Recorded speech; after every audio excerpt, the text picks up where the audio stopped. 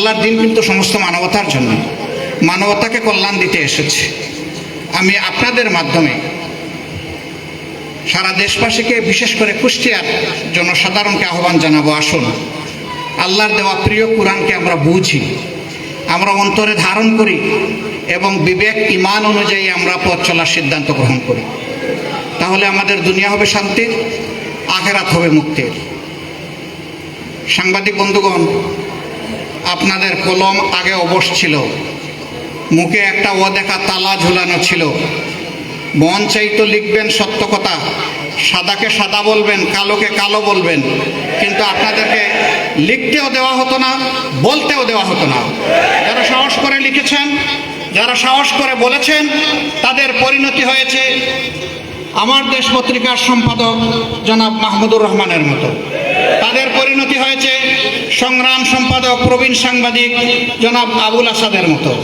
তাদের পরিণতি হয়েছে প্রেস জগতের নেতা রুহুল আমিন গাজীর মতো।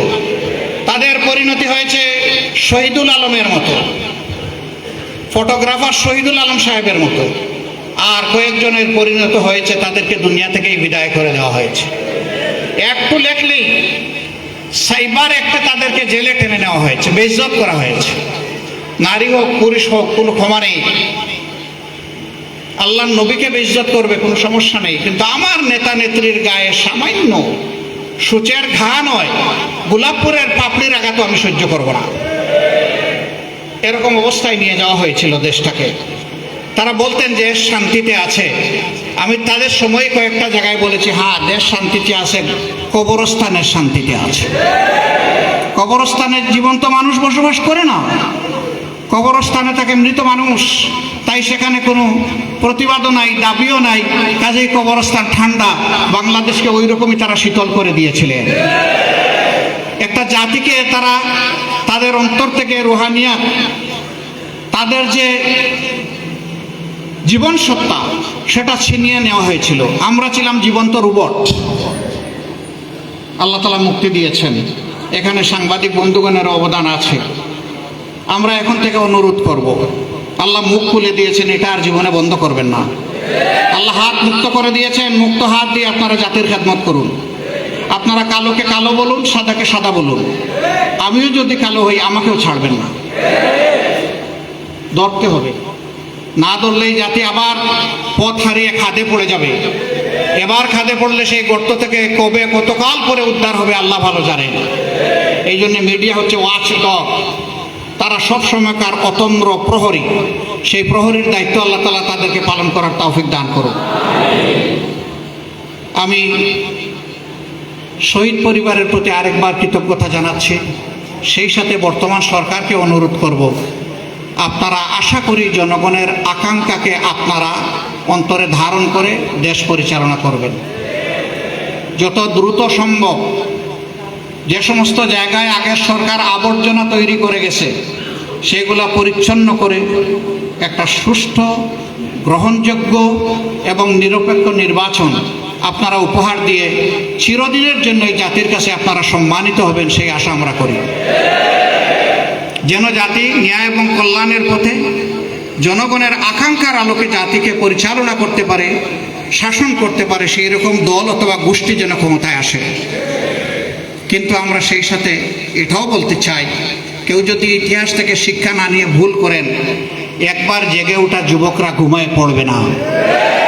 একবার জেগে ওঠা 18 মানুষ কারো মুখের দিকে তাকাবে না। তারা এখন অধিকার আদায় করতে শিখে ফেলেছে, সুতরাং অধিকার আদায় করেই ছাড়বে।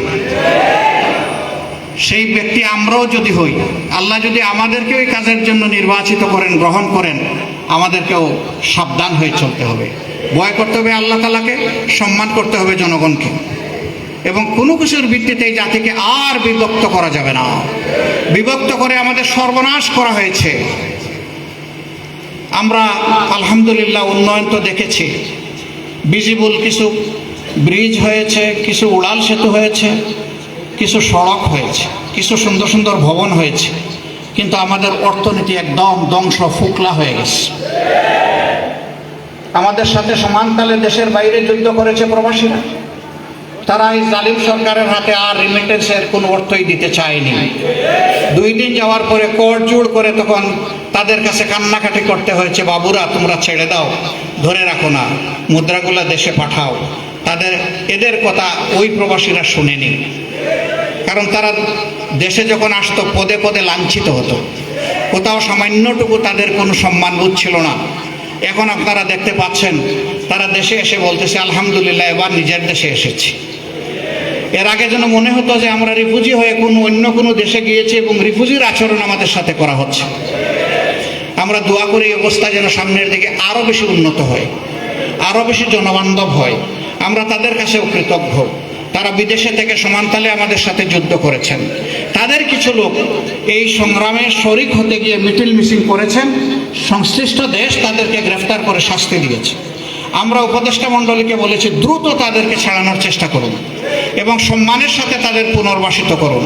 আজকেও আবার বলবো যে এই কাজটা দেরি করা আমাদের জন্য ঠিক হবে না, যত দ্রুত সম্ভব সেই কাজটা সম্পন্ন করে ফেলা উচিত। আরেকবার আপনাদের সকলকে আমার পক্ষ থেকে, বাংলাদেশ জামাত ইসলামের পক্ষ থেকে আন্তরিক কৃতজ্ঞতা জানিয়ে, ধন্যবাদ জানিয়ে আমার বক্তব্য এখানেই শেষ করছি।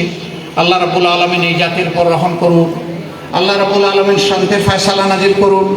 আল্লাহ তাআলা এই জমিনকে মানুষের বসবাসযোগ্য একটা মর্যাদার জমিন বানিয়ে দিন।